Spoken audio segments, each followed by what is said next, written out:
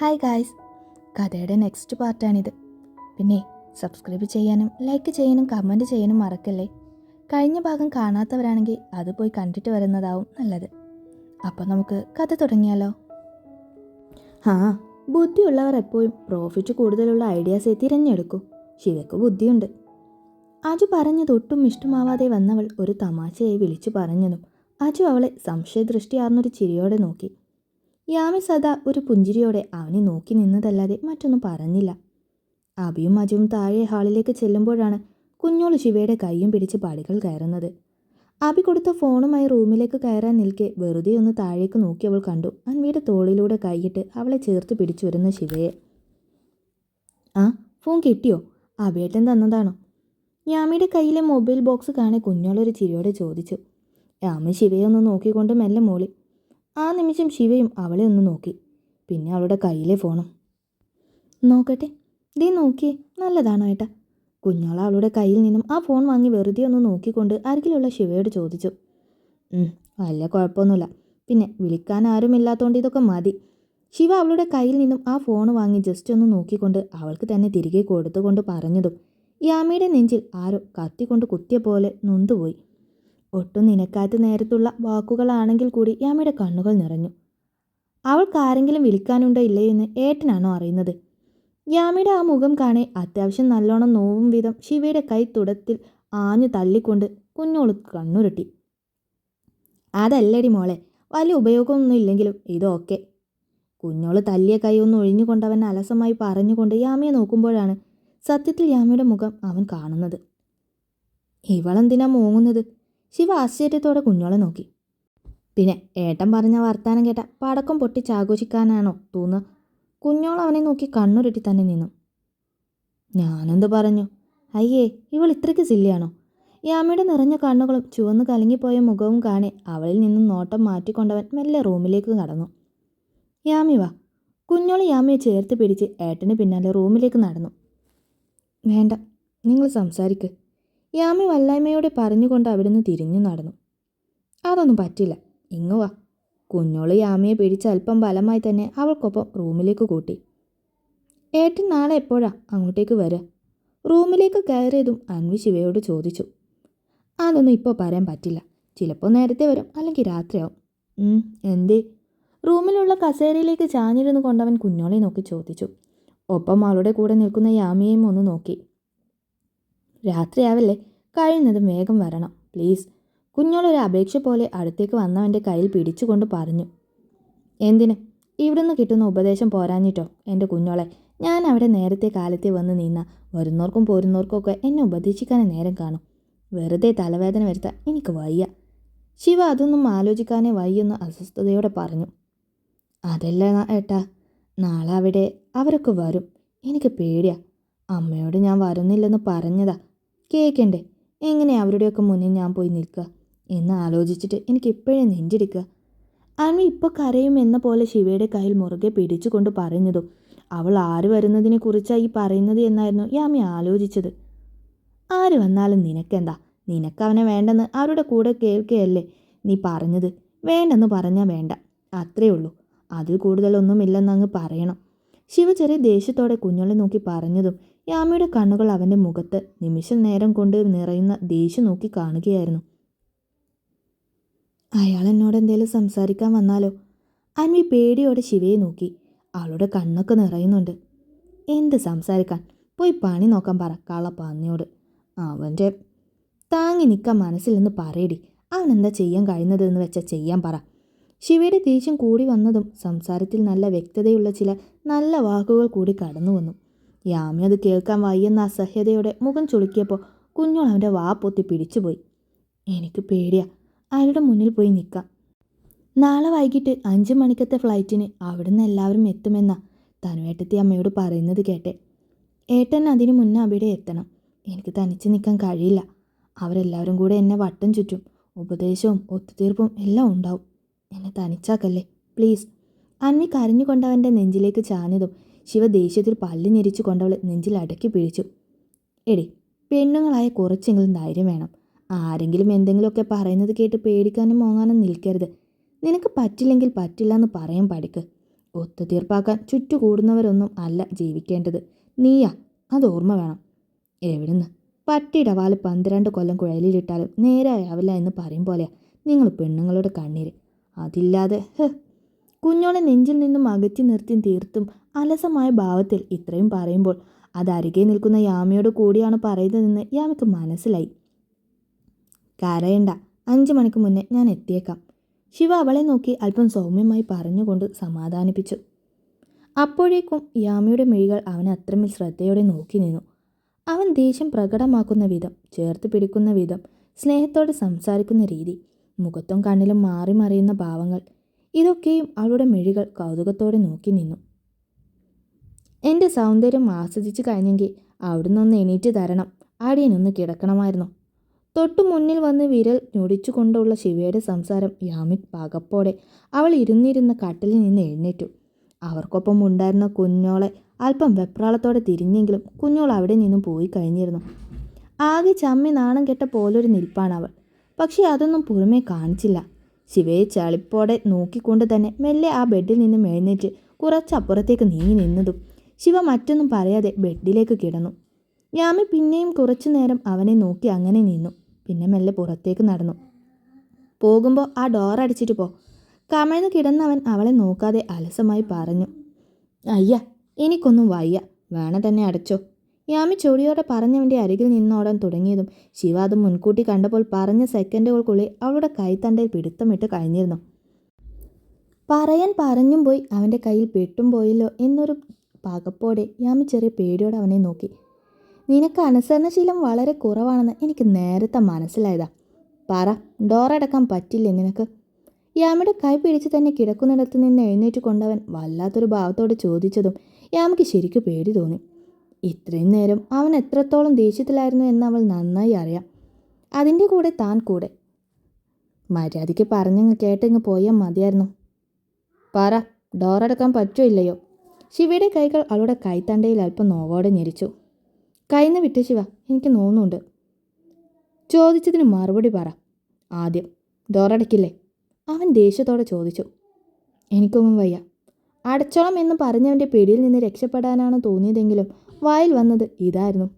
അതെന്താടി, ഞാൻ പറഞ്ഞാൽ അനുസരിക്കില്ലെന്ന് നിനക്ക് ഇത്ര വാശി? യാമി പറ്റില്ലെന്ന് പറഞ്ഞതും അവളുടെ കൈ പിടിച്ച് പിന്നോട്ട് തിരിച്ചു കൊണ്ടവൻ ശബ്ദമടക്കി പല്ല് ഞെരിച്ചൊരു ദേഷ്യത്തോടെ തന്നെ ചോദിച്ചു. ശിവ വിട്ടെ, എനിക്ക് നോവുന്നുണ്ടെന്ന് പറഞ്ഞില്ലേ? വിട്, യാമി വേദനയോടെ പറഞ്ഞു. എന്താ പ്രശ്നം? അച്ഛനോട് സംസാരിച്ച് തിരികെ റൂമിലേക്ക് വരികയായിരുന്ന അബി യാമിയുടെ ശബ്ദം കേട്ടാണ് ശിവയുടെ റൂമിലേക്ക് നോക്കിയത്. ശിവ, അവളെ വിട്ടെ. അബി ഒരു തിടുക്കത്തോടെ റൂമിലേക്ക് കയറി ശിവയുടെ കൈ അവളിൽ നിന്നും വിടിക്കാൻ ശ്രമിച്ചു. മേല ഈ റൂമിൽ നീ കയറരുത്. നിനക്കേ അഹങ്കാരം ഇത്തിരി കൂടുതലാ. എനിക്കാണെങ്കിൽ അഹങ്കാരം മൂത്തവരെ കണ്ട കൈ തരിക്കും. അതുകൊണ്ട് ആദ്യവും അവസാനമായി പറയാ, ഈ റൂമിലേക്ക് നീ കയറരുത്. അബി പിടിച്ചു മാറ്റാൻ ശ്രമിക്കുന്നുണ്ടെങ്കിൽ പോലും യാമയുടെ കൈ തണ്ടയിൽ ഞെരിച്ച് അവളെ നന്നായി ഒന്ന് നോവിച്ചു കൊണ്ടവൻ ഒരു കൽപ്പന പോലെ പറഞ്ഞു. ശിവ, നിന്റെ ദിശ അവളോട് തീർക്കല്ലേ. ഡാ, ഇതൊരു പെണ്ണ, വിട്ടെ. അബി ശിവയെ പിടിച്ചു മാറ്റിക്കൊണ്ട് ഒരു ഓർമ്മപ്പെടുത്തലോടെ പറഞ്ഞു. എനിക്ക് പെണ്ണൊന്നും ആണെന്നൊന്നുമില്ല, എല്ലാം കണക്കാ. അവളോട് പറഞ്ഞിട്ടേരെ എല്ലാവരോടും കളിക്കുന്നത് പോലെ എൻ്റെ അടുത്തേക്ക് വരണ്ടാന്ന്. പിന്നെ ഭിത്തിയിൽ നിന്ന് വടിച്ചെടുക്കേണ്ടി വരും. കണ്ണുനീർ പൊടിഞ്ഞു പോയ കണ്ണുകളോടെ ശിവ ഞെരിച്ച കൈത്താണ്ടയിൽ നോക്കി നിൽക്കുന്ന യാമയുടെ നേർക്ക് വിരൽ ചൂണ്ടിക്കൊണ്ടവൻ പറഞ്ഞതും അബി ഒരു നിശ്വാസത്തോടെ യാമയെ നോക്കി. ഞാൻ പറയാം, നീ ഒന്ന് അടങ്ങ്. അബി അവനെ സമാധാനപ്പെടുത്തിക്കൊണ്ട് യാമയുടെ അടുത്തേക്ക് നടന്നു. വാ. യാമയുടെ കൈ പിടിച്ച ആ റൂമിൽ നിന്നും ഇറങ്ങി നടന്നതും ദേഷ്യം മാറാതെ നിൽക്കുന്നവനെ യാമി തിരിഞ്ഞു നോക്കിക്കൊണ്ടേയിരുന്നു. താൻ എന്തിനാടോ അങ്ങോട്ട് പോയി? അവൻ ആൾറെഡി ദേഷ്യത്തിലാണെന്ന് അറിയില്ലേ? യാമിയെ ബാൽക്കണിയിലേക്ക് കൊണ്ടുവന്ന് നിർത്തിക്കൊണ്ട് അബി ചോദിച്ചു. ഞാൻ അൻവി വിളിച്ചിട്ട് അവളോട് കൂടെ പോയതാ. ആ കാട്ടാളൻ്റെ സ്വഭാവം ഇങ്ങനെ മാറുമെന്ന് കരുതിയില്ല. ദുഷ്ടൻ. ചുവന്ന് തിണർത്ത കൈത്തണ്ട നോക്കിക്കൊണ്ടവൾ ചെറിയ അരിശത്തോടെ പറഞ്ഞു. അപ്പോഴും അവൾക്കറിയാം നല്ല പോലെ നിന്നവനെ താനാ ദേഷ്യം പിടിപ്പിച്ചതെന്ന്. എടോ, ഈ വീട്ടിൽ താൻ ആരുടെ അടുത്ത് വേണമെങ്കിലും കൂട്ടായിക്കോ, ആരോടും എന്ത് വേണമെങ്കിലും പറഞ്ഞു. പക്ഷേ രുദ്രൻ്റെ അടുത്തേക്ക് ഒന്നിനും പോകാതിരിക്കുന്നതാവും നല്ലത്. അബി സ്വല്പം സൗമ്യമായി അവളോട് പറഞ്ഞു. അതെന്താ, അത്രയ്ക്ക് ഭീകരനാണോ? യാമി അല്പം ദേഷ്യം നടിച്ചുകൊണ്ട് തന്നെ അബിയോട് ചോദിച്ചു. ഭീകരനാണെന്നല്ല ഞാൻ പറഞ്ഞത്. അവനൊരു പ്രത്യേക ടൈപ്പാ. ആരോടെങ്കിലും ഇത്തിരി സ്നേഹവും അലിവും ഒക്കെ കാണിക്കുന്നുണ്ടെങ്കിൽ അത് അമ്മയോടും കുഞ്ഞോളോടും മാത്രമാണ്. പിന്നെ സച്ചുവിനോടും അവൻ്റെ വീട്ടുകാരോടും. അബി അല്പം കാര്യഭാവത്തിൽ തന്നെ കാര്യങ്ങൾ പറഞ്ഞു. അതെന്താ അങ്ങനെ? ഇവിടെയുള്ളവരെയൊന്നും ശിവയ്ക്ക് ഇഷ്ടമല്ലേ? അബേട്ടനെയും അച്ഛനെയും അനിയേട്ടനെയൊന്നും ഇഷ്ടമല്ലേ? യാമി സംശയത്തോടെ അബിയെ നോക്കി. ഇഷ്ടപ്പെടായൊന്നുമില്ലടോ. ഞങ്ങൾ തമ്മിൽ ചെറുപ്പം മുതലേ ഒത്തുപോകില്ല. അനിയേട്ടനോട് പിന്നെ വഴക്കുമില്ല, സ്നേഹവും ഇല്ല. അച്ഛൻ ഈ വീട്ടിൽ ശിവയ്ക്ക് ഏറ്റവും ഇഷ്ടവും അച്ഛനോടാ. അവൻ അച്ഛൻ ഫാനല്ലേ? അതല്ലേ യാമി നേരത്തെ പറഞ്ഞ പോലെ കാട്ടാളനായി നടക്കുന്നത്. അബി ഒരു ചിരിയോടെ യാമിയെ നോക്കി പറഞ്ഞതും യാമിയും ഒരു ചിരിയോടെ അവനെ നോക്കി. ശരിക്കും ശിവയുടെ പ്രശ്നം എന്താ? ഉള്ളിൽ അങ്ങേയറ്റം ആകാംക്ഷ നിറഞ്ഞിട്ടാണെങ്കിലും അവൾ ചെറുചിരിയോടെ അബിയെ നോക്കി ചോദിച്ചു. അങ്ങനെ ഇതാണ് പ്രശ്നം എന്ന് എടുത്തു പറയാൻ കഴിയില്ല. ഒത്തിരിയുണ്ട്. ഫ്രീ ആവുമ്പോൾ ഓരോന്നായി പറഞ്ഞു തരാം ഞാൻ. ഇപ്പം എനിക്കൊന്ന് പുറത്തു പോകണം. പോയിട്ട് വരാട്ടോ. താൻ റൂമിലേക്ക് ചെല്ല്. അബി അവളുടെ കൈത്താണ്ട പിടിച്ചൊന്ന് നോക്കിക്കൊണ്ട് സ്നേഹത്തോടെ പറഞ്ഞു. എന്നോട് പറയോ എല്ലാം? യാമി തിളക്കമേറിയ മിഴികളോടെ അവനെ നോക്കി. അതൊക്കെ പറയാം. പക്ഷേ ഇനി അവൻ്റെ റൂമിലേക്ക് കയറാൻ നിൽക്കരുത്. അവൻ വേണ്ടെന്ന് പറഞ്ഞത് ആരെങ്കിലും ചെയ്യുന്നത് ഒട്ടും ഇഷ്ടമല്ല അവന്. അവളെ നോക്കി ഒന്ന് കണ്ണ് ചിമ്മിക്കൊണ്ടവൻ പറഞ്ഞു. പക്ഷേ എനിക്ക് എന്നോട് ചെയ്യരുതെന്ന് പറഞ്ഞ കാര്യം ചെയ്യാനാ കൂടുതൽ ഇഷ്ടം. അബി അമ്മയെ നോക്കി ഒരു കുറുമ്പോടെ പറഞ്ഞുകൊണ്ട് അവളുടെ റൂമിലേക്ക് നടന്നു. എന്നാ ആ ശീലം അവൻ മാറ്റി തന്നോളും. അബിയും അവളെ നോക്കി ഒരു ചിരിയോടെ തലയാട്ടിക്കൊണ്ട് പറഞ്ഞു. അഭിമോൻ എന്തിനാ വിളിച്ചേ? എന്തെങ്കിലും അത്യാവശ്യക്കാരൻ പറയാനായിരുന്നോ? വൈകിട്ട് അടുക്കളയിലേക്ക് വന്നതും സരസ്വതിയമ്മ യാമിയോട് ചോദിച്ചു. ഒരു ഫോൺ തരാൻ വിളിച്ചതായിരുന്നു. യാമി മറുപടി പറയുന്നതിനോടൊപ്പം ഒരു ഗ്ലാസ് വെള്ളം എടുത്ത് കുടിച്ചു. അതെയോ? അല്ലെങ്കിലും അങ്ങനെ നല്ല കാര്യങ്ങളൊക്കെ ചെയ്യാൻ അഭിമോനെ മനസ്സ് വരുള്ളൂ. മുതലാളിയുടെ ദേഷ്യവും ചങ്കൂറ്റവും ഒക്കെ ഇരട്ടിയായി കിട്ടിയതാ. തലത്തെറിച്ചവനാണെങ്കിലും മറ്റുള്ളവരോടുള്ള അലിവും വിനയമൊക്കെ അഭിമോനാ കിട്ടിയത്. സരസ്വതിയമ്മ വലിയ കാര്യമായി തന്നെ പറഞ്ഞു. ഞാനൊരു കാര്യം ചോദിച്ച അമ്മ സത്യം പറയോ? യാമി മെല്ലെ സരസ്വതിയമ്മയുടെ അടുത്തേക്ക് വന്നുകൊണ്ട് ചോദിച്ചു. എന്താ? അമ്മയ്ക്കെന്താ ശിവ ഇഷ്ടമല്ലാത്തത്? അവിടെ മറ്റാരും കേൾക്കാതിരിക്കാൻ അല്പം പതുക്കെ ചോദിച്ചു. അതിപ്പോൾ അങ്ങനെ ഇഷ്ടമില്ലേക്കൊന്നുമില്ല മോളെ. പിന്നെ ചെറുപ്പം മുതലേ ആ രുദ്രൻ കുഞ്ഞിന് നല്ല കുരുത്തക്കേടാ. ഒരു വകയ്ക്കും അനുസരണയില്ല. എനിക്ക് പൊട്ടിത്തെറിച്ച് നടക്കുന്ന പിള്ളേരെ ഒട്ടും ഇഷ്ടമല്ല. തൻ്റെ ജോലിയിലേക്ക് തിരിഞ്ഞുകൊണ്ട് സരസ്വതിയമ്മ യാമിയുടെ ചോദ്യത്തിനുള്ള മറുപടി പറഞ്ഞു. അപ്പോൾ അബേട്ടൻ പാവമായിരുന്നോ? യാമി പിന്നെയും ചോദിച്ചു. അബി പാവം തന്നെയാ. പക്ഷെ ശിവനെ ചൊറിഞ്ഞ് ദേഷ്യം പിടിപ്പിച്ചിട്ടാവും വീട് വരെ വരിക. വീട്ടിലെത്തിയ അച്ഛനെ പേടിച്ച് നല്ല കുട്ടിയായി നിൽക്കും. ശിവന് പിന്നെ ദേഷ്യം വന്നാൽ ആരെയും പേടിച്ച് നിൽക്കാൻ കഴിയുകയുമില്ല. അപ്പം എല്ലാവരുടെയും മുന്നിൽ ശിവൻ കുരുത്തം കെട്ടവനും അബി പഞ്ചപാവുമായി. അടുക്കളയിലേക്ക് വന്ന അൻവിയാണ് യാമിയുടെ ആ ചോദ്യത്തിനുള്ള മറുപടി പറഞ്ഞത്. താൻ ചോദിച്ചത് കുഞ്ഞോൾ കേട്ടല്ലോ എന്നൊരു വല്ലായ്മയോടെ കുഞ്ഞോളെ നോക്കി മെല്ലെ ഒന്ന് നോക്കി ചിരിച്ചു. അങ്ങനെയൊന്നും അല്ല മോളെ. അഭിമോൻ പാവം തന്നെയാ. നമ്മൾ എന്ത് പറഞ്ഞാലും അനുസരിക്കുകയും ചെയ്യും. രുദ്രൻ കുഞ്ഞിന് അങ്ങനെ ഒരു ശീലമേ ഇല്ല. കുഞ്ഞോൾ പറഞ്ഞതൊന്നും അല്ല ശരി എന്നുപോൽ സരസ്വതിയമ്മ യാമയെ നോക്കി പറഞ്ഞു. ഓ പിന്നെ, അല്ലെങ്കിൽ സരസ്വതിയമ്മക്ക് പണ്ട് മുതലേ അബേട്ടനെയും അനിയേട്ടനെയാണ് ഇഷ്ടം. ഇതൊക്കെ ഞാൻ അവരുടെ കൂടെ നിന്ന് കാണുന്നതല്ലേ. എനിക്കറിയാലോ കാര്യങ്ങൾ എങ്ങനെയൊക്കെയാണെന്ന്. അൻവി സരസ്വതിയമ്മയെ നോക്കി തെല്ലു ചൊടിയോടെ പറഞ്ഞു. അത് കേൾക്കേണ്ട താമസം സരസ്വതിയമ്മയുടെ മുഖം ഒരു കൊട്ട കണക്ക് വീർത്തു നിന്നു. കുഞ്ഞോൾ ചെറുചിരിയോടെ സരസ്വതിയമ്മയുടെ ആ മുഖം യാമിക്ക് കണ്ണ് കാണിച്ചു. യാമിയും ഒരു ചിരിയോടെ അത് നോക്കി നിന്നു. അൻവി, പെട്ടെന്നാണ് ഹാളിൽ നിന്നും താനും അവളെ വിളിച്ചുകൊണ്ട് അടുത്തേക്ക് വന്നത്. നീ നാളേക്കുള്ള ഡ്രസ്സൊക്കെ എടുത്തു വെച്ചോ? താനും സൗഹൃദത്തോടെ തന്നെ അൻവിയോട് ചോദിച്ചു. അൻവി അതിൻ്റെ മുഖം കുനിച്ച് മെല്ലെയൊന്നും മൂളി. ഏട്ടൻ വിളിച്ചിട്ട് നീ ഫോൺ എടുത്തില്ലല്ലോ. എന്നെ വിളിച്ചിരുന്നു. ഒത്തിരി വിളിച്ചു, എടുക്കുന്നില്ല എന്ന് പറഞ്ഞ്. സത്യത്തിൽ നിന്റെ പ്രശ്നം എന്താ അൻവി? നിന്നെ പൊന്നു പോലെയല്ലേ എൻ്റെ മമ്മയും പപ്പയും ഏട്ടനൊക്കെ നോക്കിയത്? ഇല്ല, ഞാനൊന്നും പറയുന്നില്ല. പറഞ്ഞാൽ ഇവിടെ ഒരുത്തനുണ്ടല്ലോ എന്നെ ജീവനോടെ വിഴുങ്ങാൻ. നീ നിൻ്റെ ഇഷ്ടം പോലെ ചെയ്യും. ഇനി ഇത്രയും ദിവസം ഇവിടെ നിന്നതിൽ എന്തെങ്കിലും ഒരു മാറ്റം മനസ്സിന് വന്നിട്ടുണ്ടെങ്കിൽ ഏട്ടൻ വിളിക്കുമ്പോൾ ആ ഫോണൊന്ന് എടുക്ക്. അത്രയെങ്കിലും ചെയ്യ് നീ. താൻ ചെറിയ ദേഷ്യത്തോടെയും അഹങ്കാരത്തോടെയുമാണ് പറയുന്നതെങ്കിലും തൻ്റെ ഏട്ടനെ ഓർത്ത് അവളുടെ ഉള്ളിൽ സങ്കടവും ഉണ്ടായിരുന്നു. ചെറിയ വല്ല തെറ്റുകളും ആണെങ്കിൽ ഒന്ന് ക്ഷമിച്ചു കൊടുക്കേണ്ട കുഞ്ഞോളെ. നിങ്ങളെ ഉപദേശിക്കാനുള്ള അവകാശമൊന്നും എനിക്കില്ലെന്നറിയാം.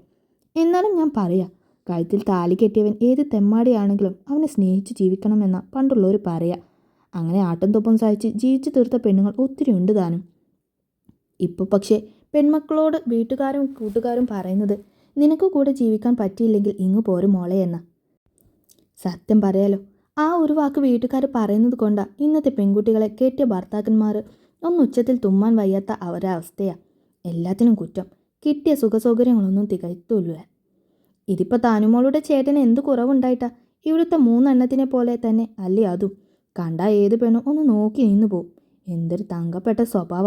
എന്നിട്ടും ഇങ്ങനെ പിണങ്ങാൻ മാത്രം നിങ്ങൾ തമ്മിൽ എന്തുണ്ടായിട്ടാ എൻ്റെ കുഞ്ഞോളെ?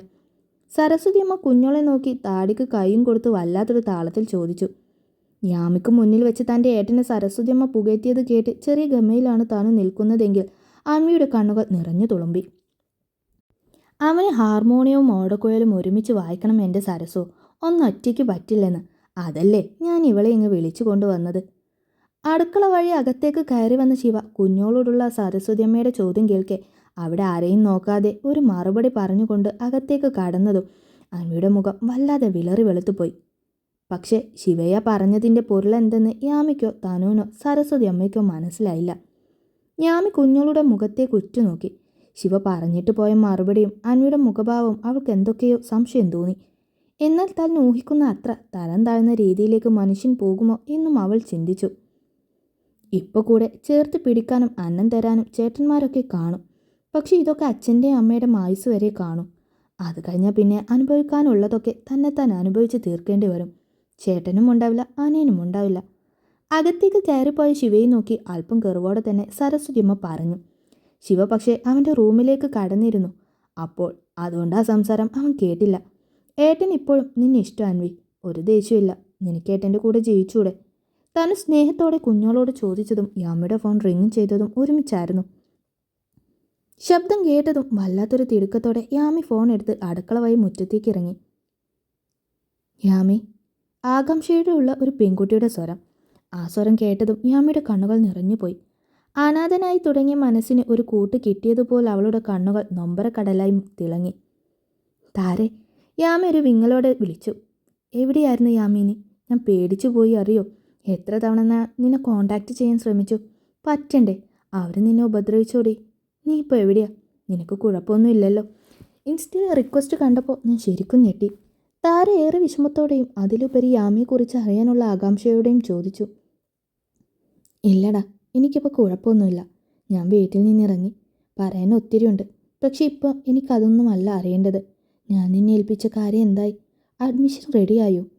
യാമി മുഖം ഒന്ന് അമർത്തി തുടച്ചുകൊണ്ട് അവളോട് ചോദിച്ചു. അക്കാര്യം പറയാനല്ലേ ഞാൻ നിന്നെ വിളിക്കാൻ ശ്രമിച്ചത്. എടാ, അഡ്മിഷനെ കുറിച്ചപ്പോൾ പപ്പ അന്വേഷിച്ചിരുന്നു.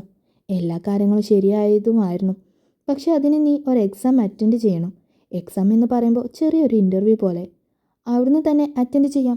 പപ്പയോട് ഞാൻ ചോദിക്കട്ടെ ഇനി എന്നാ അത് അറ്റൻഡ് ചെയ്യാൻ പറ്റുകയെന്ന്. എത്രയും പെട്ടെന്ന് തന്നെ റെഡിയാക്കണമെന്ന് ഞാൻ പറയാം.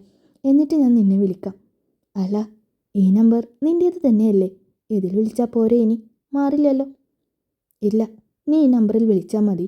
പിന്നെ പെട്ടെന്ന് ശരിയാക്കാൻ നോക്കണേടേ. ഞാനിപ്പോൾ ഒരു വീട്ടുകാരുടെ സഹായത്തിൽ ആരുടെ വീട്ടിലാണ് കഴിയുന്നത്. ഒത്തിരി നാൾ ഇവിടെ ഇങ്ങനെ മോശമല്ലേ? മാത്രമല്ല എനിക്ക് പറ്റില്ലടാ ഇവിടെ നിന്നാൽ. ഇനിയും എൻ്റെ മൈൻഡ് പ്ലീസ് എടി. യാമി വല്ലാത്തൊരു അസ്വസ്ഥതയോടെ അത് പറയുമ്പോൾ അവളുടെ മനസ്സിൽ തെളിഞ്ഞു നിന്നത് ശിവ തൻ്റെ കഴുത്തിൽ താലി കെട്ടിയ ആ നിമിഷമായിരുന്നു. ഇല്ലടാ, എനിക്കറിയില്ല പ്രശ്നങ്ങളൊക്കെ. ഞാൻ പറയാം പപ്പയോട്. കാര്യങ്ങൾ പെട്ടെന്ന് റെഡിയാകുകയും ചെയ്യാം. എല്ലാം റെഡിയായ നിന്നെ നാട്ടിൽ വന്ന് ഇങ്ങോട്ട് കൊണ്ടുവരണമെന്ന് സച്ചുവേട്ടനോട് ഞാൻ പറഞ്ഞിട്ടുണ്ട്. നീ പേടിക്കേണ്ട. താര അവളെ ആശ്വസിപ്പിച്ചു. നിനക്കറിയുന്ന പ്രശ്നങ്ങൾ മാത്രമല്ലടാ, വേറെയും. അതൊക്കെ ഞാൻ പിന്നീട് പറയാം. നീ ഈ കാര്യങ്ങളൊക്കെ പെട്ടെന്ന് ശരിയാക്കി എങ്ങനെയെങ്കിലും. പിന്നെ ചോദിക്കാൻ മറന്നു, സുഖാണോ? സുഖാണടാ, ധൈര്യമായിട്ടിരിക്കും. ഞാൻ വിളിക്കാം. പപ്പ എണീക്കട്ടെ, എന്നിട്ട് ഞാൻ നിന്നെ വിളിക്കാം. ബൈ.